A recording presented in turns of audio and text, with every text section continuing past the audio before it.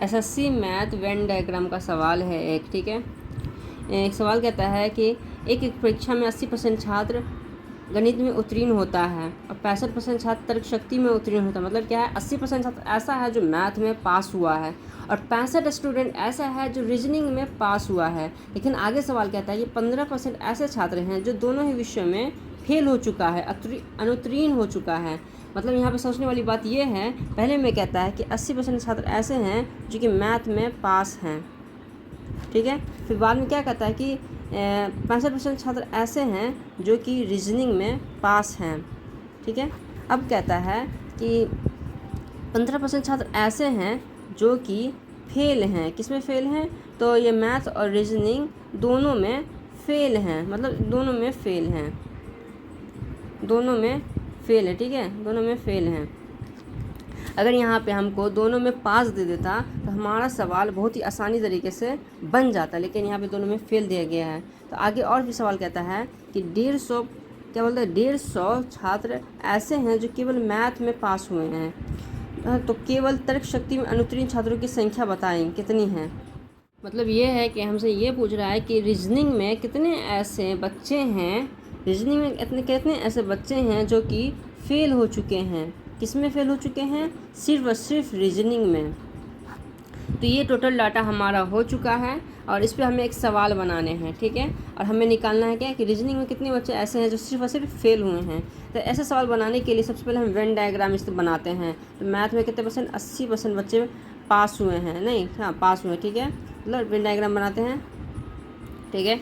और रीजनिंग में कितने ऐसे बच्चे हैं जो पास हुए हैं? तो 65% बच्चे हैं जो पास हुए हैं। यहाँ हमको नहीं दिया गया कि दोनों में कितना पास हुआ है। इसके लिए फॉर्मूला होता है, क्या होता है, 1 मिनट, हवा आ रहा है, अरे यार कोई दिक्कत नहीं, छोड़ो, ठीक है, कोई दिक्कत नहीं है। तो इसका फॉर्मूला क्या था? H M plus H R minus H दिख रहा है, और एम और आर, ठीक है, ये दिख रहा है। ये फार्मूला आपको पता ही होगा कि कैसे बनाते हैं, ठीक है। और 80% बच्चे क्या हैं? मैथ में पास हैं, प्लस 65% बच्चे क्या हैं? रीजनिंग में पास हैं। तो प्लस, और हमको ये बीच वाला नहीं दिया गया तो इसको हम एक्स मानेंगे, ठीक है। और सबसे पहली बात, हमने एक चीज़ निकाला ही नहीं। यहाँ हमें 15% बच्चा बोला फेल है। अब कोई भी चीज़ खुद में 100% होता है। अगर 15% बच्चा फेल है तो पास कितना होगा? इधर से 5 तो 20, अब 20 बचा कितना? 80, 80 5 85, 85% बच्चा ऐसा है, 85% बच्चा ऐसा है जो कि दोनों ही विषयों में, मतलब ओवरऑल 1 2 3 इन तीनों को मिलाकर जो ना यहाँ पे 85% बच्चा आएगा जो कि पास होगा। टोटल बच्चा 85% पास है। यहाँ पे हमको पास परसेंटेज ही निकालना है, तो यहाँ पे 85% दे देंगे, ठीक है। इनको जोड़ देंगे, 814, 145 और इधर 5 माइनस एक्स और बराबर इधर 85, ठीक है। एक्स को उधर ले जाएंगे तो प्लस में, 85 इधर आ जाएगा तो माइनस में, और इधर से 5 घटा देंगे डायरेक्टली। इधर बच्चा कितना? 4, इधर से 2 6, मतलब 60% बच्चा ऐसा है जो दोनों विषयों में दोनों में पास हैं, दोनों में पास हैं। क्या मतलब दोनों में पास हैं? मतलब इन दोनों में जो पास हो रहा था, मतलब यहाँ पे 60% बच्चा पास हो रहा है यहाँ पे, ठीक है। 60% बच्चा ऐसा है जो दोनों विषयों में पास हो रहा है। अब बताइए, यहाँ पे 80% मैथ में पास हो रहा था और 60% अब दोनों विषयों में पास हो रहा है, तो मैथ में सिर्फ कितना पास हो रहा है? तो 20 बच्चा ऐसा है, मतलब 20% बच्चा ऐसा है जो सिर्फ और सिर्फ मैथ में पास हो रहा है। अब बताइए, रीजनिंग में 65 बच्चा पास हो रहा है और टोटल बच्चा दोनों में 60% पास हो रहा है, तो मतलब रीजनिंग में टोटल 5% बच्चा ऐसा है जो सिर्फ और सिर्फ रीजनिंग में पास हो रहा है। लेकिन अगर सवाल हमने कहा था आगे, ठीक है, आगे बढ़ते हैं आराम से। और सवाल का कहना है कि 150 छात्र ऐसे हैं जो सिर्फ और सिर्फ मैथ में पास होते हैं। और असल में मैथ में कितने परसेंट छात्र पास हुए हैं? तो 20% छात्र मैथ में पास हुए हैं। मतलब क्या है, 20% छात्र इसका हमको दे दिया। अगर 20% टोटल से निकालते तो हमारा 150% आता है, और यहाँ 150 पहले ही 20% के बराबर दिया गया है। इसका मतलब ये निकलता है कि हमें इससे टोटल मार्क्स निकालने हैं या टोटल स्टूडेंट निकालने हैं। अगर बताओ 20% 150 को डिनोट कर रहा है, अगर हम 20 को 5 से गुना कर देंगे तो 100% हो जाएगा। हर चीज़ अपने आप में क्या होता है? 100% होता है। और इसको हम 5 से गुना कर देंगे तो क्या होगा? 15 पंचे 75, ठीक ठीक है। 15×5 75 मतलब 785, 0 का 0 मतलब 100% बराबर 750 मतलब 100% होता है। हर चीज़ 100% होता है, मतलब छात्रों की संख्या कितनी है 750। अब सवाल ये कहता है कि 15% जो छात्र हैं क्या है, दोनों में फेल हैं। अभी रुक जाओ भाई, रुक जाओ, ये उड़ रहा बहुत ज़्यादा। आगे का समझ ही गए हैं, तो इसको और अच्छे से समझाते हैं। 15% बच्चा क्या बोलता है, दोनों में फेल है। किस में फेल है, मैथ और रीजनिंग दोनों में फेल है। अब हमको एक और वेन डायग्राम बनाना पड़ेगा, ठीक है। अब दूसरा वेन डायग्राम देखिए, सवाल वही है, वेन डायग्राम चेंज होगा। 15% बच्चा अब क्या कह रहा है, दोनों विषयों में क्या है, फेल है, ये फेल वाला है। अब आप ही बताइए, हमको रीजनिंग का निकालना है।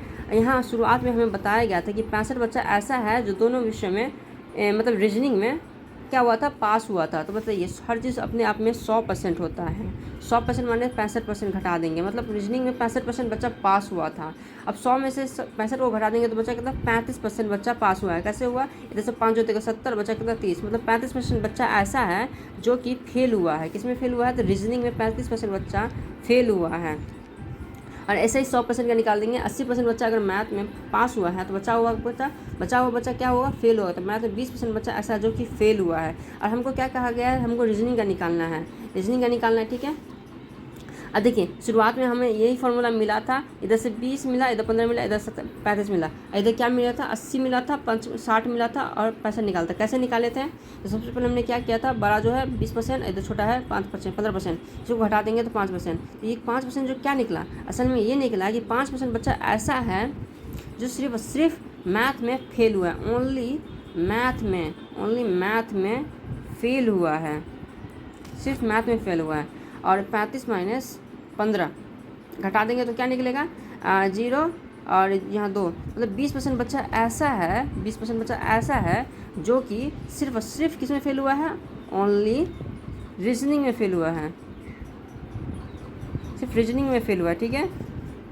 अब हमको क्या कहा गया था निकालने के लिए, हमको कहा गया था निकालने के लिए कि बताइए कि रीजनिंग में कितना % बच्चा सिर्फ पास हुआ था। हमको यहाँ 20% मिल गया। असल में टोटल बच्चा 750 है, 750 है। 750 बच्चे का 20% कितना होता है, 20% बच्चा तो फेल हुआ है, 1/5 होता है। इसको काटेंगे कितना बार में कटेगा, तो रुक जाइए, हवा है, हाँ चलिए ठीक है।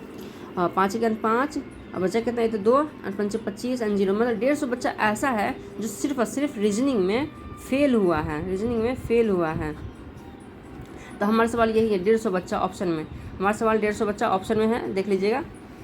अगर हमको और एडवांस निकालना होता तो हम बताते हैं, अगर मैथ में हमको निकालना होता कि मैथ में कितना ऐसा बच्चा है जो कि फेल हुआ है, तो 20% बच्चा मैथ में फेल हुआ, तो 750 बच्चा टोटल है। 20% बच्चा का 20% का फ्रैक्शन वैल्यू क्या होता है, नहीं 20% नहीं 5% है, सॉरी 5% है, तो 5% का फ्रैक्शन वैल्यू 1/20 होता है। एक 0 से 0 कट गया, 35 का आधा क्या होता है ना, 2 × 6 और बचा कितना, 2 × 2 × 14 और बचा कितना, 1 2 5 10, मतलब 37% बच्चा ऐसा है जो कि सिर्फ मैथ में फेल हुआ है। 37% बच्चा ऐसा है जो कि मैथ में फेल हुआ है। असल में इसको परसेंटेज नहीं कहेंगे, मतलब 37 बच्चा ऐसा है जो कि मैथ में फेल हुआ है, ठीक है। असल में हमको जो कहा गया रीजनिंग में निकालने के लिए, इसलिए वो एकदम अच्छा करेक्ट निकला 150। ये नहीं कहा गया था क्योंकि सवाल भी जानता है कि अगर ये निकालने बैठा तो मतलब पॉइंट में ही आएगा। तो बस हम सिखा देने, ये सवाल हर नियम पे फॉलो होता है। और अब बचा इसका, अगर हमको कहता है कि दोनों विषय में 15% बच्चा पास हुआ है, तो असल में कितना % बच्चा पास मतलब फेल हुआ है, कितना % बच्चा दोनों विषय में फेल हुआ है। तो इसको हम निकाल देते हैं और अच्छे से, इसको पहले बंद कर देते हैं। टोटल स्टूडेंट 750 है, 750 स्टूडेंट है, उसका 15% मतलब 5 × 15 मतलब 3/20, एक काट देंगे 75 225 और 200 भाग देंगे, 2 × 1 = 2, 2 × 2 एंड बचा कितना ही था 5 2 × 4 और बचा कितना 2 मतलब 112.5% में 112.5 स्टूडेंट ऐसे हैं जो कि दोनों विषय में फेल हुए हैं। तो ऐसे सवाल हर सवाल में बन सकते हैं।